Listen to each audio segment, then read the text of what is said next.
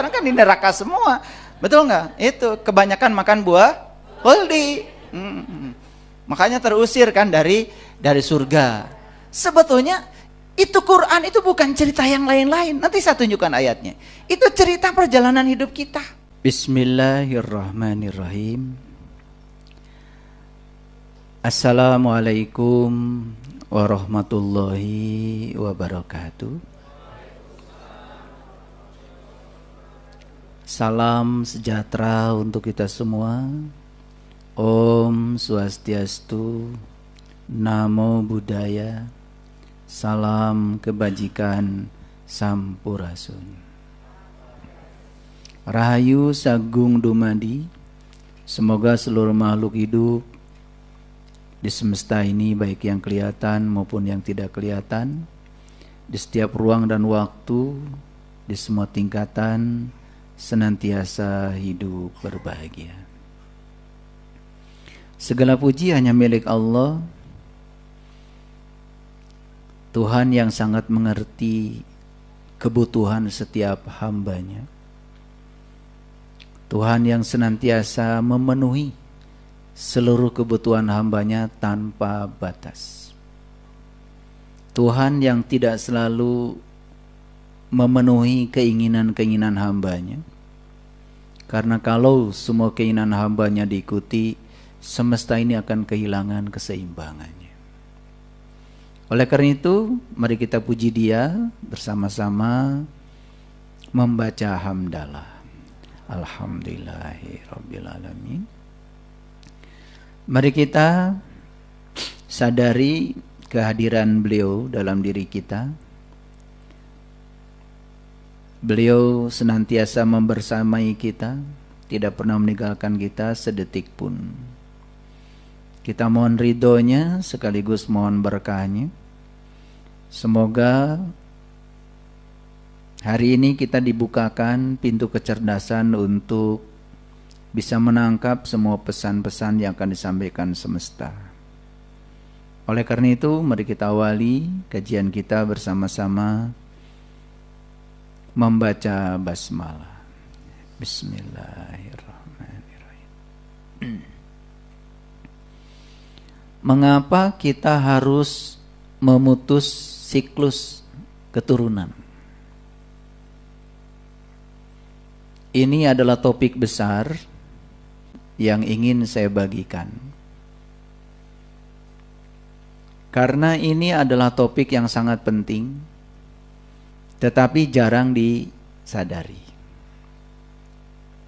Setiap hari saya kedatangan banyak tamu, terutama yang minta bicara secara pribadi, dan pasti yang berbicara kepada saya adalah mereka yang menganggap dalam dirinya ada masalah.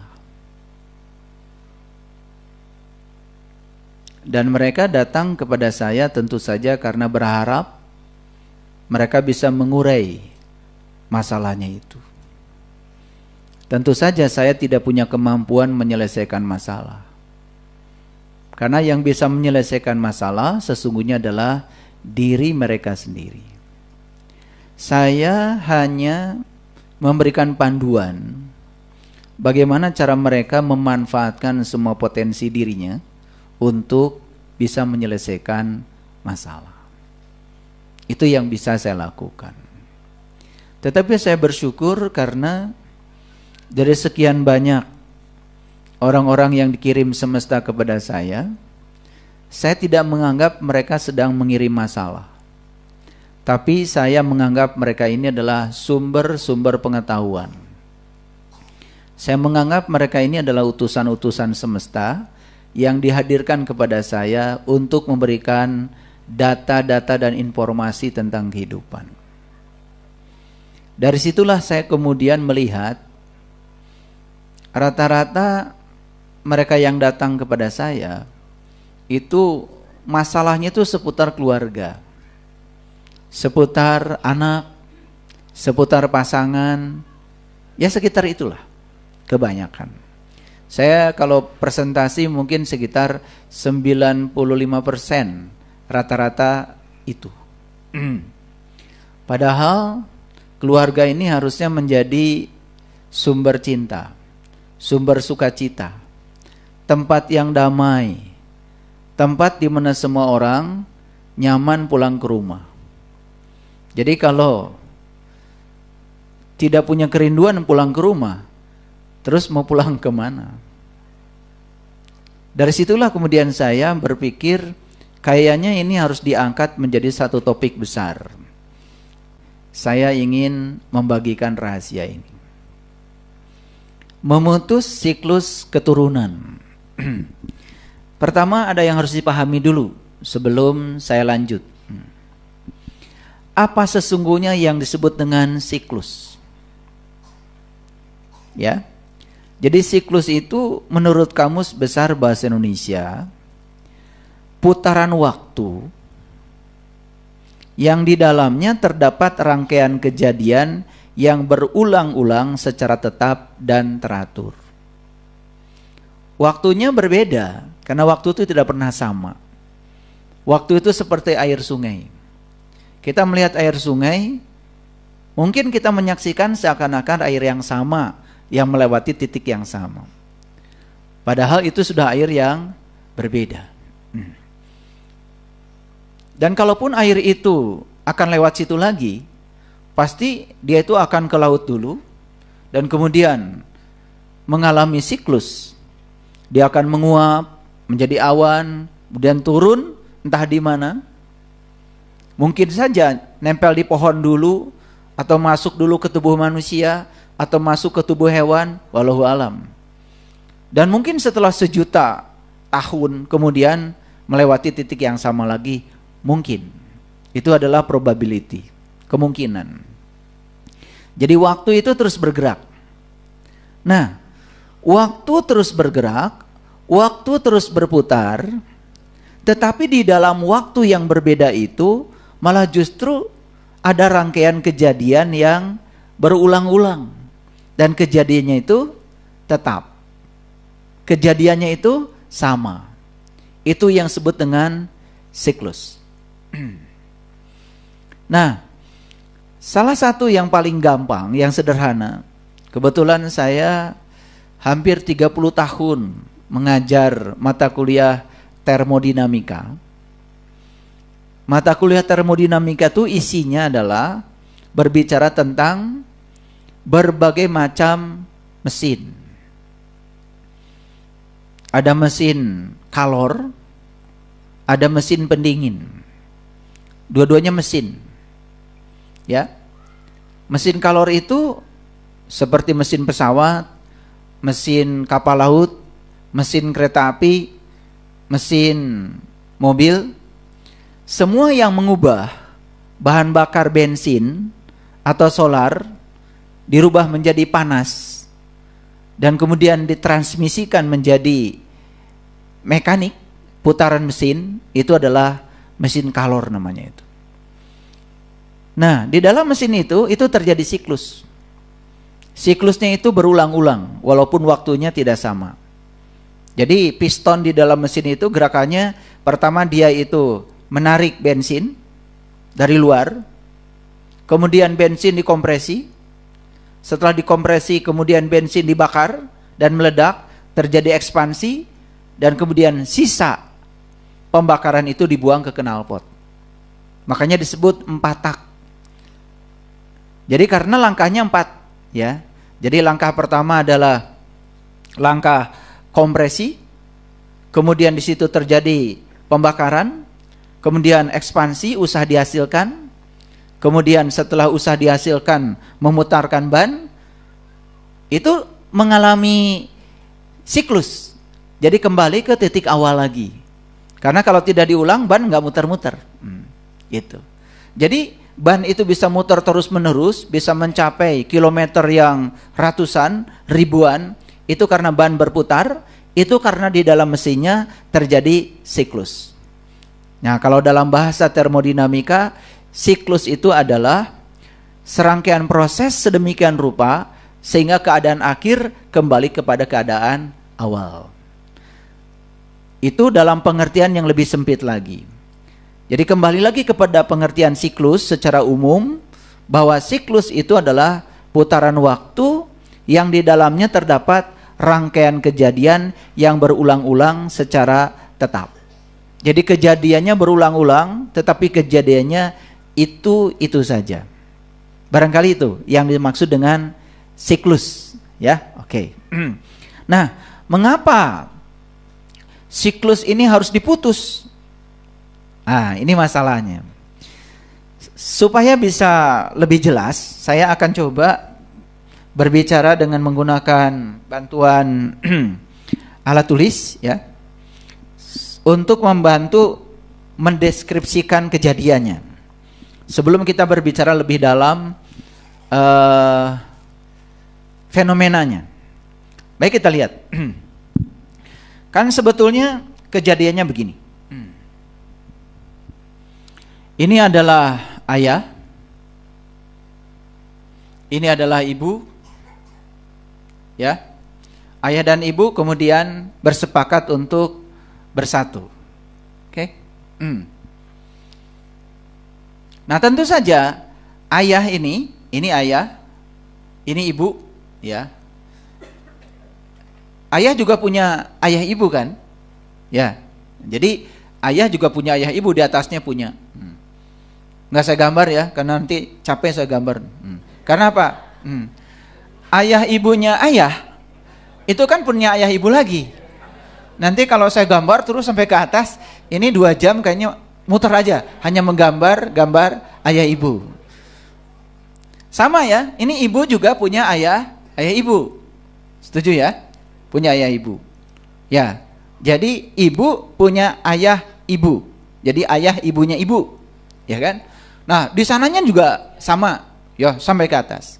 Yang jelas, ibu ini yang disebut ibu oleh kita saat ini, itu kan mewarisi kodrat ayah, mewarisi kodrat ibu. Paham ya? Sama ya. Ayah juga mewarisi kodrat ayahnya ayah. Mewarisi kodrat ibunya ayah. Jadi sebetulnya ya, yang disebut dengan ayah ini tidak berdiri sendiri kan? Tidak bisa dipisah melihat ayah sebagai ayah. Karena harus dilihat dulu tuh. Jadi kalau sekarang ayah ini punya sifat, sebenarnya sifat ayah ini kan warisan kan sebetulnya dari atasannya. Sampai situ ngerti ya? Oke. Nah, mending kalau warisan itu harta gitu ya, yang banyak dan halal gitu. Ini warisannya itu adalah cara berpikir yang salah, ya, cara berkeyakinan yang salah, itu kan, itu terwariskan. Tetapi umumnya orang tua jarang mau mengakui, gitu. Jadi hampir semua orang yang datang ke rumah saya, ya, berdialog dengan saya, yang punya masalah dengan anaknya, selalu menganggap anaknya itu salah. Lalu orang tuanya mengatakan, kurang apa saya? Nah, makanya jawaban saya sederhana. Ya kurang ibu bapak. Kalau nggak kurang, anaknya nggak kayak gitu. Kan gitu. Ya. Ada yang kurang. Tapi kan selalu orang tua mengatakan, kurang apa saya? Gitu kan. Nah, hanya ingin menunjukkan bahwa dia sudah sempurna mendidik anak. Padahal faktanya, ya, anak yang sekarang ini bermasalah misalnya. Ya, nah itu jarang ya orang tua yang mau mengakui bahwa sebetulnya apa yang terjadi pada anak itu adalah jangan-jangan bagian dari diri saya. Oke, itu ya. Makanya disinilah pentingnya kita harus memutus. Nah, bagaimana cara memutusnya? Itu yang akan saya berikan ilmunya hari ini. Karena kalau tidak diputus, sayang kan ini terus menerus ya. Ada kejadian yang berulang-ulang, misalnya mohon maaf, kemiskinan. Itu kemiskinan itu bisa terus menerus loh, itu ya. Jadi nenek kakeknya miskin, kemudian ayah ibunya miskin, anaknya juga miskin.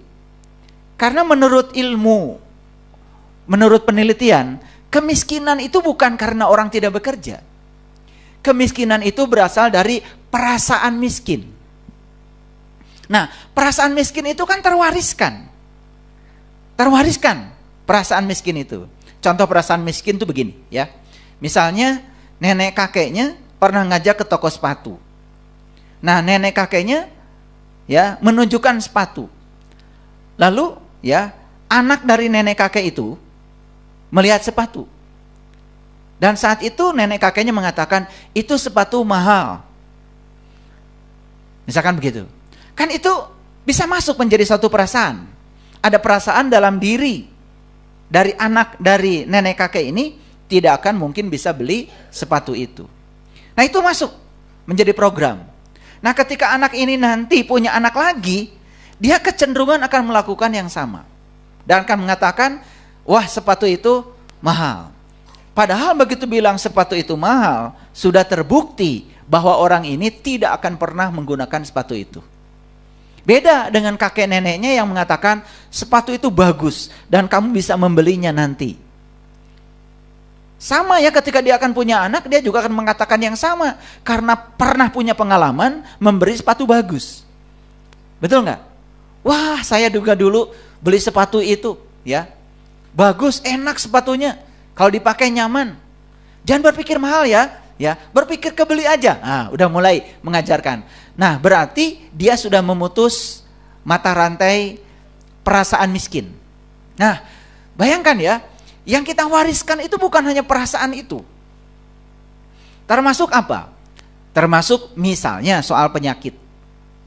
Soal penyakit. Ya kan? Apalagi ada sebagian dari yang konsultasi kepada saya menuduh bahwa penyakit yang ada pada diri dia itu sebetulnya adalah penyakit warisan dari leluhurnya. Nggak keterlaluan gitu punya anak kayak gitu. Betul nggak? Dia menuduh sakit yang ada pada dirinya itu bukan akibat dari perilakunya, tapi semata-mata karena faktor genetika, karena ayah dan ibunya itu semuanya mengidap penyakit itu. Bahkan dikukuhkan oleh keyakinan bahwa dulu ya ibu kamu itu sakitnya diabetes. Kakek nenek juga diabetes. Nah, ibunya kakek nenek diabetes juga. Jadi kalau kamu sekarang diabetes, ya itu memang keturunan gitu. Nah, itu akan jadi keyakinan. Nah, sekarang saya mau kasih tahu, apa itu keyakinan? Harus tahu ya. Keyakinan itu adalah pikiran yang diulang-ulang terus-menerus yang sudah diikat oleh perasaan. Jadi pikiran yang diulang terus-menerus dan sudah diberi rasa, itu akan menjadi keyakinan. Dan keyakinan itu ujung tombaknya realitas. Karena apa yang diyakini akan menjadi realitas. Gitu. Jadi realitas yang terjadi itu sebetulnya akibat dari keyakinan. Bayangkan dia punya keyakinan soal penyakit adalah keturunan. Satu ya, dia sudah tidak sopan sama leluhurnya dan menganggap leluhurnya itu mewariskan penyakit. Yang kedua, dia juga kehilangan tanggung jawab, seakan-akan sakit yang melanda dirinya itu betul-betul akibat dari keturunan. Ingat ya, keyakinan bukan realitas. Ulangi ya, keyakinan bukan fakta. Ya, keyakinan itu bukan fakta, tetapi ketika keyakinan diberi ruang untuk beroperasi, lalu dia menjadi menguat, keyakinan akan menciptakan fakta. Tetapi kalau dia masih di level keyakinan belum jadi fakta tuh. Tetapi kalau keyakinan itu dibiarkan terus-menerus, kan lama-kelamaan bisa jadi fakta. Oke, clear sampai sini? Nah, jadi ini ayah, ini ibu. Setuju ya? Oke. Nah, sekarang ayah dan ibu kan kemudian berpelukan. Ya. Kemudian lahirlah di sini, ya. Lahirlah di sini anak. Ya. Ini anak. Oke. Ini yang saya maksud adalah kelahiran fisik ya. Belum saya bicara kelahiran spiritual. Ini kelahiran fisik, kelahiran fisik. Ya, kelahiran fisik. Jadi waktu anak ini lahir, secara fisik, jangan lupa, Bapak Ibu jangan lupa ya, saya mengingatkan. Kan anak ini asalnya 2 sel. 1 sel dari ayah, 1 sel dari ibu. Ya toh? Walaupun ya dari sisi genetik menurut teori sel ya, ternyata ya warisan yang ada di kromosom ya di dalam sel itu ya 75% dari ibu dan 25% dari ayah ya. Tetapi kan itu adalah hasil kontribusi bersama toh. Artinya kan bukan 100% dari ayah, 0% dari ibu kan? Jadi tetap ya, itu sains yang menyatakan itu. Saya juga kagum dengan Nabi Muhammad ya. Ketika ditanya siapa yang harus aku hormati, ibumu, ibumu, ibumu, baru ayahmu. Ternyata perbandingan warisan genetik dari ibu itu 75%. Menurut teori sel ya, dari ayah 25%. Tapi jangan lalu ayahnya ini mengatakan, pantas anak saya begitu. Kayak ibunya, nggak boleh gitu ya, nggak boleh ya, nggak boleh. Pokoknya itu hasil berdua, ya, hasil berdua. Oke, yang jelas anak ini kan dulu 2 sel, betul nggak? Satu dari ayah, satu sel dari ibu. Nah, di dalam sel jangan lupa loh, di dalam sel itu ada yang namanya DNA. Nah, DNA itu tempat di mana semua data memori tentang masa lalu ada. Bahkan menurut sains, di satu DNA itu ada sekitar 3 miliar data. Awas ya, saya bicara data ya, bukan fakta. Data itu kejadian yang direkam yang sudah terjadi di masa lalu. Apakah itu kemudian akan menjadi fakta? Akan menjadi kenyataan? Belum tentu. Belum tentu. Nah, bayangkan ya, datanya sudah ada, kemudian ada peluang dalam hidup untuk merealisasikan data menjadi fakta. Itu yang berbahaya. Jadi walaupun datanya sudah ada, tetapi ketika kita bisa melakukan treatment dalam hidup, sehingga kita bisa memutus data itu, faktanya bisa berbeda dengan data. Contoh ya, supaya gampang pakai contoh. Kadang-kadang nggak dikasih contoh, statement saya susah dimengerti. Gini ya. Ini kajian siang ya, jam 1. Memang kurang tepat ya. Ya, kurang tepat ya.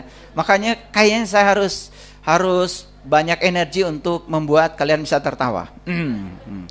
Karena tadi saya lihat dari atas saya ngintip-ngintip, itu banyak yang setengah bola itu tadi makan nasinya ya. Oke. Saya tadi lihat, waduh, kalau nasi segitu berarti ceramah saya harus lebih kuat lagi energinya ya, kan setengah bola kan, itu gulanya banyak ya. Oke, nggak apa-apa. Jadi BMKG, tahu BMKG? BMKG bikin ramalan. Ramalannya gini, 3 hari ke depan Jakarta akan hujan. Data atau fakta? Data. Pintar ya, data. Data itu kenapa ada? Karena dia mengekstrapolasi dari data yang sudah ada, sehingga diperkirakan nih ya 3 hari ke depan akan hujan. Apakah faktanya akan hujan? Belum tentu. Bisa saja secara alami ya, ada badai yang membawa awan yang di atas Jakarta pergi kemana tuh? Wallahu alam. Atau bisa jadi ada treatment, karena sekarang BMKG juga sudah bisa bikin treatment. Sudah aja ya, direkayasa supaya tidak terjadi hujan. Apalagi ketika direkayasa supaya hujannya tidak terlalu deras. Karena Jakarta kan hujannya dari 2 arah sekarang. Dari laut, air terus mendorong, dari atas juga ada. Sehingga terjadi perpaduan air yang luar biasa. Oke? Nah, jadi bisa jadi data tidak menjadi fakta. Satu, ketika ada kejadian alami. Yang kedua, ada treatment. Bisa ya? Bisa. Oke, tapi berharap pada kejadian alami itu kan sebenarnya berjudi. Betul nggak? Yang bagus ada treatment. Nah, treatment ini yang harus dimiliki oleh kita. Bagaimana cara treatmentnya supaya data tidak menjadi fakta? Jujur ya, jujur. Sel yang ada di anak ini, apakah sel dari ayahnya? Iya kan? Apakah ada sel dari ibunya? Yes. Berarti di anak ini ada nggak kodrat ayah dan ibunya? Ada. Karena kelahiran fisik itu pasti membawa kodrat ayah dan ibunya. Kecuali kelahiran rohaniah. Itu yang disebut dengan kelahiran yang kedua. Kalau kelahiran yang kedua itu pasti membawa kodrat ilahi. Tetapi yang melahirkannya tentu saja bukan ayah dan ibu. Itulah pentingnya seseorang punya guru. Guru yang bisa membimbing seseorang untuk mengalami kelahiran yang kedua. Nah, kelahiran yang kedua itu akan mengantarkan kembali dia pada kesadaran murninya. Kenapa? Nah, gini. Ketika anak ini lahir, anak ini ya diberi namanya Adam. Jadi Adam itu sebetulnya bukan manusia pertama. Adam itu manusia awal. Awal dia lahir. Paham ya? Jadi Adam bukan manusia pertama, manusia awal. Ya, awal apa? Awal saat dia lahir, gitu. Nah, tubuhnya mewarisi dari ayah dan ibunya, ya. Tetapi sebetulnya di dalam tubuh ini juga ada yang namanya jiwa. Nah, jiwa yang lahir ke sini juga bergantung pada jiwa yang dicapai oleh ayah dan ibunya. Jadi nggak mungkin jiwanya itu tiba-tiba menjadi luar biasa kalau ayah ibunya biasa. Jadi saya kasih tahu ya, ayah ibu yang jiwanya frekuensinya biasa tidak mungkin tiba-tiba menghasilkan anak yang memiliki jiwa frekuensinya luar biasa. Nah, itulah pentingnya kenapa merencanakan anak itu dimulainya harus dari sejak pernikahan. Jadi harus dari sejak pernikahan merencanakan anak itu, ya. Bahkan saat seseorang itu melakukan hubungan, itu harus diperhatikan. Karena kondisi emosi kedua orang yang sedang berhubungan itu sangat mempengaruhi. Sangat mempengaruhi kondisi kejiwaan dari anak yang akan dilahirkan. Nah, itulah kenapa harus ada pelajaran khusus tentang itu. Ya, jadi saya stop dulu. Saya tidak akan memberi pelajaran tentang itu. Harus ada pelatihan khusus. Ya. Nah, tetapi idenya sederhana bahwa ya, ketika ayah ibunya punya frekuensi F1, ayahnya, ibunya punya frekuensi F2, maka F1 dan F2 akan berpadu menjadi frekuensi baru. Tetapi frekuensi baru itu pasti tidak akan keluar dari F1 dan F2. Jadi ketika F1 ditambah dengan F2, ini sebut saja F3. Nah, F3 ini akan masuk di sini. Nah, jadi ketika F1 dan F2, frekuensi ayah, frekuensi berpadu, muncullah F3. Nah, F3 ini akan beresonansi dengan jiwa-jiwa yang mungkin akan terlahir kembali. Nah, tidak mungkin jiwa yang tertarik tidak sefrekuensi dengan F3. Jadi jiwa yang akan tertarik ke situ pasti jiwa yang frekuensinya sama dengan F3. Dalam bahasa fisika namanya resonansi. Apakah mungkin F1 tambah F2 jadi F4? Tidak mungkin. Tidak mungkin. Nah, lalu di sini ada jiwa yang akan meneruskan perjalanan, dan dia itu perlu tubuh yang baru karena masih punya 3 hal. 1, karena ada utang yang harus dibayar. 2, masih ada jalan bengkok yang harus diluruskan. Yang ketiga, masih ada tugas yang belum selesai. Dan jiwa itu kan pernah hidup. Kalau dia pernah hidup, berarti dia punya frekuensi. Kalau jiwa yang ini adalah frekuensi F4, gak mungkin F4 beresonansi dengan F3. Yang akan beresonansi dengan ini adalah yang F3. Tetapi banyak yang tidak mengerti. Makanya melakukan hubungan, melakukan saja. Kapan mau, lakukan aja. Bahkan dalam keadaan marah, lalu melakukan itu. Nah, itulah kenapa manusia menjadi banyak yang kecanduan dengan urusan itu. Harusnya urusan itu untuk manusia bukan menimbulkan kecanduan, tetapi meningkatkan kesadaran. Gitu. Jadi kalau orang melakukan itu terus-menerus, tetapi kesadarannya malah jatuh kepada kesadaran, maaf ya, hewani, ya, ingin lagi, dan menjadi sangat kecanduan, ya itu kan sudah jatuh ke alam rendah. Dan yang semacam itu tidak mungkin kan jiwa-jiwa yang bermutu yang kemudian akan hinggap di tubuh yang baru itu. Sampai sini ngerti ya? Pelan-pelan. Nah, jadi Adam itu sebut aja adalah awal manusia saat dia lahir. Dia punya kesadaran? Dia punya kesadaran.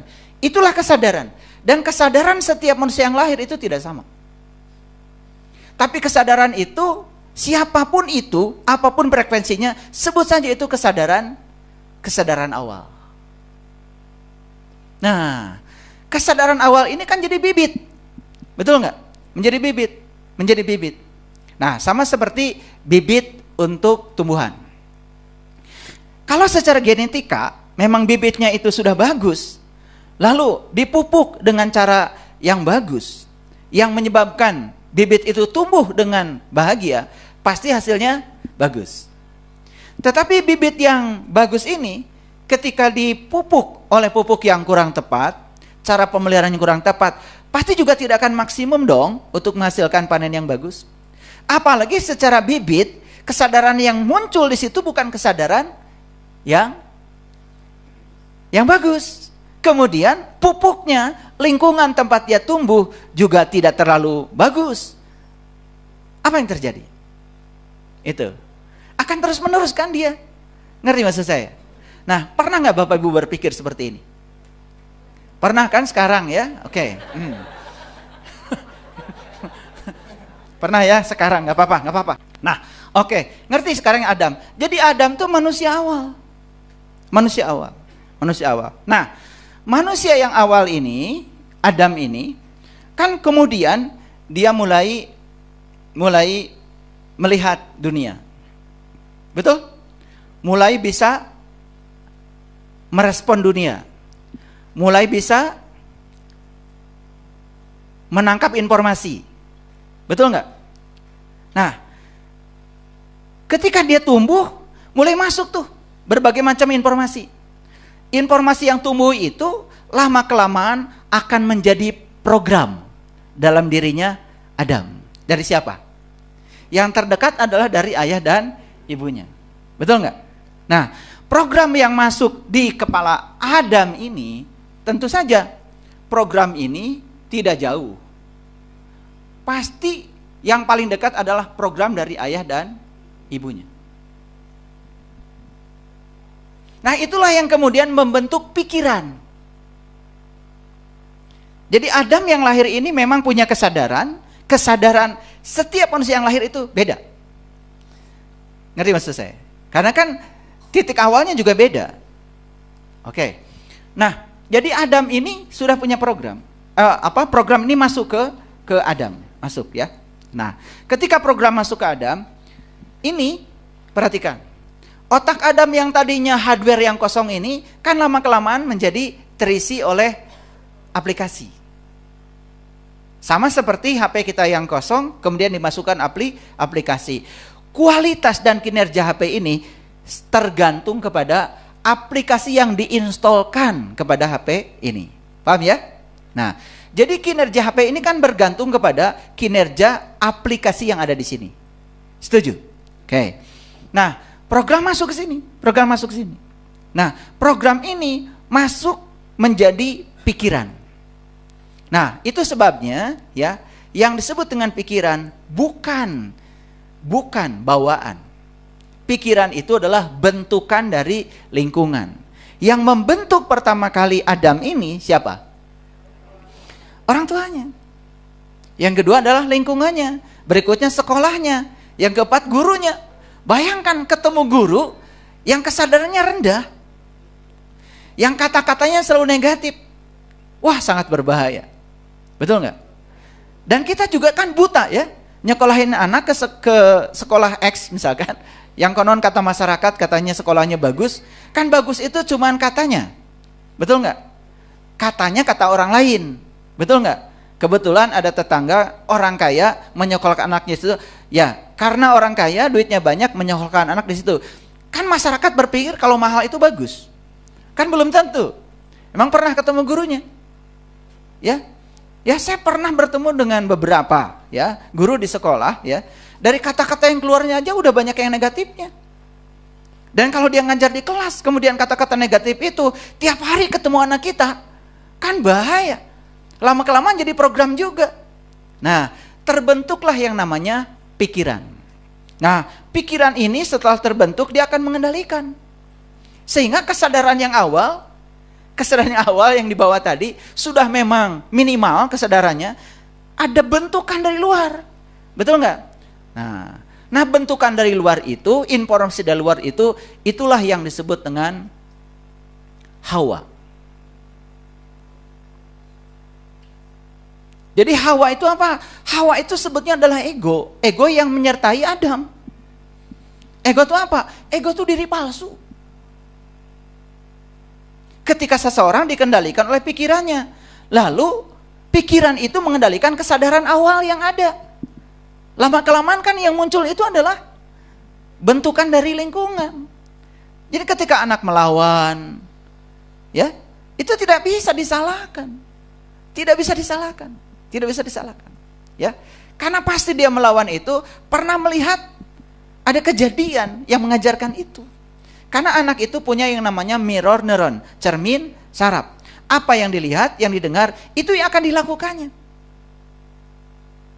Bayangkan ya, kalau anak itu berkali-kali melihat ibu bapaknya berantem. Lalu ibu bapaknya apalagi mengeluarkan kata-kata kotor. Apalagi ibu bapaknya kemudian melakukan tindakan-tindakan yang kekerasan. Dan itu akan masuk. Itu akan jadi program. Nah kalau itu tidak diputus mata rantainya, terus siapa yang mau mutus? Jadi belajar spiritual itu Bapak Ibu ya, kita itu menyelamatkan generasi yang akan datang, supaya mereka tidak mewarisi semua hal-hal yang merugikan yang pernah kita alami di generasi kita. Sehingga generasi yang akan datang itu harusnya selalu lebih baik daripada generasi yang ini. Tapi fakta sekarang, kenapa generasi yang akan datang ini kok kualitasnya seolah-olah ya lebih buruk daripada generasi yang lama? Ada apa? Nah, karena ada akumulasi kan? Pertama memang kesadaran yang muncul ke sini sudah terkuantisasi di kesadaran dia. Yang kedua, tumbuh di lingkungan yang banyak ya, mewariskan program-program yang negatif. Apa yang terjadi? Luar biasa. Itu akan membungkus ya kesadaran Adam ini. Ya. Sehingga Adam ini setiap hari makanannya kan buah holdi. Nah, buah holdi itu segala informasi, segala pengetahuan yang masuk di kepalanya Adam dan disantap oleh Adam menjadi program. Ketika Adam berpikir hidup itu penuh dengan perjuangan, hidup itu susah dan penuh perjuangan, dan itu sudah menjadi program di kepala Adam, bagi dia hidup itu susah dan penuh perjuangan. Tapi bagi orang yang mengatakan bahwa hidup itu mudah dan menyenangkan, itu akan lain lagi. Ngerti maksud saya? Jadi kenapa nasib anak-anak kita seperti yang sekarang ini? Jangan kemudian disalahkan mereka itu, karena pada diri mereka itu ada kodrat kita. Ada hal yang pernah disaksikan dari kita. Nah ini yang harus diakui. Harus diakui. Jadi kita harus mengakui ini dulu.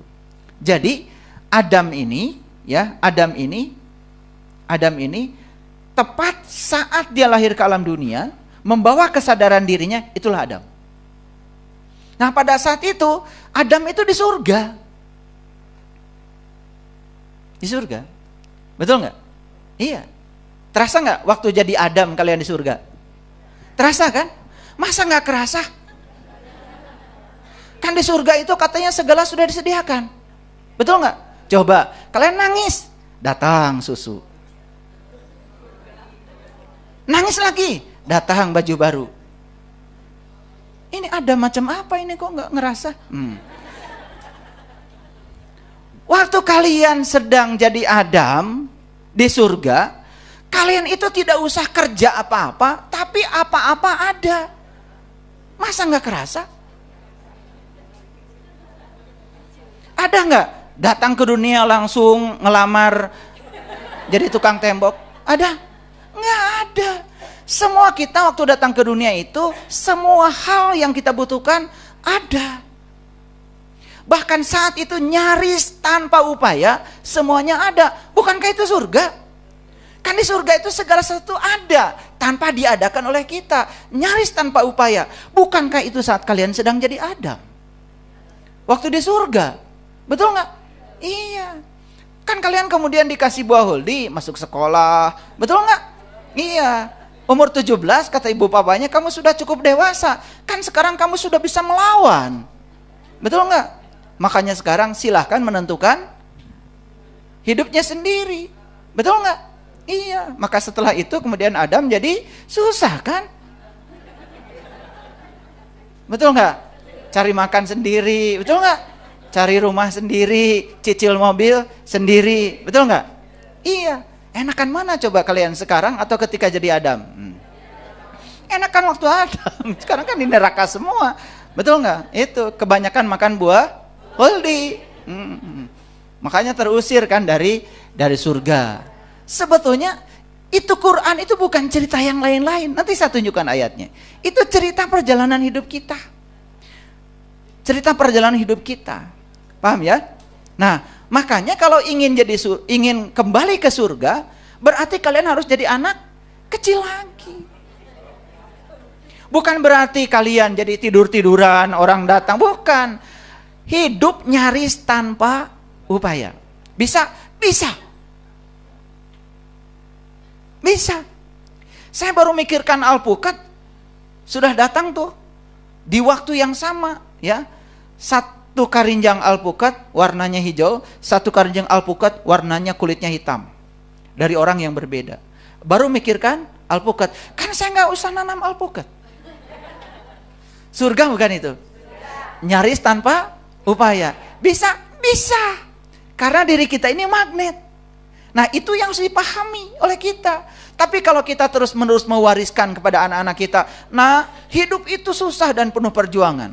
Nah, cari uang itu susah. Itu. Kamu kalau ke toko, awas jangan cari yang mahal-mahal ya. Ya. Gitu. Mau jalan-jalannya ada syarat, ya. Ayah, ibu mau ngajak jalan-jalan sama kalian. Tapi awas ya, nanti di restoran jangan pesan yang mahal-mahal. Gitu. Masuk gak kira-kira di kepala Adam? Masuk. Itu jadi buah holdi. Betul gak? Nah, sekarang saya mau nanya. Kalian Adam bukan? Adam bukan? Kebetulan namanya Adam. Nah, jadi kalau ingin menjadi Adam, berarti harus kembali lagi ke surga.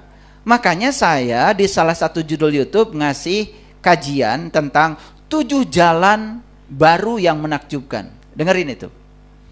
7 jalan baru yang menakjubkan. Saya dulu termasuk tidak percaya. Karena saya dibentuk oleh program dari orang tua saya, bahwa hidup itu susah dan penuh perjuangan. Dan saya putus pikiran itu. Saya tidak mau dengan pikiran itu. Saya ingin hidup itu mudah dan menyenangkan. Saya putus itu. Dulu saya berpikir bahwa hidup saya adalah gaji saya. Dan sekarang saya eksperimen. Ya, saya eksperimen. Saya mundurkan diri jadi PNS. Eksperimen saya. Karena saya dulu terlalu yakin bahwa gaji saya adalah tanggal 1. Ya. Bahkan segala kebutuhan saya akan ditopang oleh uang saya tanggal 1. Dan saya mengaitkan kebutuhan saya dengan uang. Sehingga untuk memenuhi kebutuhan saya harus mencari uang. Kenapa tidak dipikirkan saja? Yang penting kebutuhan saya terpenuhi walaupun tidak ada uang. Betul nggak? Kan untuk punya sepeda motor tidak mesti beli sepeda motor kan? Kan siapa tahu ada yang ngasih. Betul nggak? Siapa tahu kan gitu, siapa tahu. Iya, dulu saya berpikir, saya kalau ingin punya baju yang bagus, saya harus cari uang. Itu pikiran saya di orang tua saya. Karena orang tua saya mengajarkan, segala kebutuhan kamu akan terpenuhi kalau kamu punya uang. Lalu saya berpikir, kebutuhan saya hanya bisa dipenuhi oleh uang. Itu cara berpikir saya. Dari siapa? Dari orang tua saya. Saya putus cara berpikir saya tidak mau begitu. Ya, saya pasti punya baju bagus walaupun saya nggak punya uang. Sekarang ya, dari mana-mana orang yang nyari-nyari saya, pengen diukur tubuh saya. Bahkan sekarang nggak ada waktunya buat ngukur aja. Iya, ayah kapan ada waktu? Saya mau ngukur badan ayah. Mau apa? Saya mau bikinkan jas buat ayah, mau bikinkan kemeja buat ayah, gitu. Kan itu berkah bukan? Nah, kapan berkah itu datang? Setelah kita mengubah pola pikir itu. Setelah kita memutus ya pikiran yang diberikan oleh leluhur kita kepada kita. Penting gak Bapak Ibu memutus siklus ini? Penting banget. Penting banget. Ya, penting banget. Sekarang saya berpikir, ternyata semua yang kita butuhkan itu akan datang kepada kita, ya. Kalau kita bisa memberikan kekuatan positif pada pikiran dan perasaan saya, sehingga diri saya menjadi medan magnet yang bisa menarik yang saya inginkan. Dan ternyata itu bisa. Ini harus praktek ya Bapak Ibu. Dan saya berani menyampaikan ini, waduh, udah praktek ya. Saya bukan menyampaikan sesuatu dengan kata-kata, tetapi saya dengan pengalaman. Makanya saya ingin membagikan ini nih di akhir tahun, hadiah. Jadi nggak usah bikin resolusi 2025, nggak penting amat. Nggak penting amat ya. Bikin rencana program 2025, tapi caranya nggak tahu buat apa, ya. Udahlah. Pokoknya kalau ingin mengubah kemiskinan, ubah perasaan miskin. Itu pasti berubah. Tapi tentu saja tidak sesederhana itu ya ilmunya. Makanya harus praktek. Ini pelan-pelan dulu. Saya tidak mungkin dalam 2 jam ini membicarakan ini semua ya. Tetapi paling tidak Bapak Ibu bisa menangkap, clue-nya dulu. Inti sarinya tertangkap dulu secara global. Oke, sampai sini mengerti? Oke. Nah, perhatikan. Jadi Adam ini kan punya pasangan namanya Hawa. Hawa itu apa? Hawa itu kan sebetulnya ego. Pikiran yang menyertai. Dari mana itu? Karena pertama kali Adam datang ke dunia kan diajarkan nama-nama. Coba, ingat gak Adam dulu diajarkan nama-nama? Saya ingat. Sampai kalian itu takut gak diaku sebagai ayah. Ini siapa? Saya ingat gak? Betul gak? Saya ingat gak? Ketika anaknya bilang, ya. Iya, ganteng kan? Gitu. Betul gak? Ini siapa? Mama, gitu. Ketika anak itu diajarkan nama-nama, banyak gak nama-nama yang masuk? Bukan sekedar nama-nama, setiap nama diberi makna. Ya? Misalkan, masuk kata sayang, masuk kata benci, betul nggak?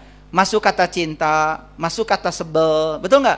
Masuk kata menyenangkan, masuk kata menjijikan, masuk semua kan nama-nama itu. Kan sebetulnya Adam ini berubah setelah tahu nama-nama. Betul nggak? Nah, contoh, sederhana kan? Begitu ada kejadian, banjir apa, kemudian kan diberi nama tuh. Oleh siapa? Oleh manusia. Namanya musibah namanya. Terdengar nggak sama Adam? Terdengar, karena Adam lihat TV. Betul nggak? Jadi begitu lihat banjir, kemudian Adam bilang, itu musibah. Betul nggak? Gitu. Jadi kata musibah itu awalnya bagi Adam tidak ada makna. Tapi karena berulang-ulang melihat itu dan diberitakan bahwa itu adalah negatif. Lalu Adam ini memberi makna pada musibah, kalau musibah itu negatif. Kan sebetulnya yang membuat itu jadi negatif itu lama-kelamaan karena diberi makna, betul nggak?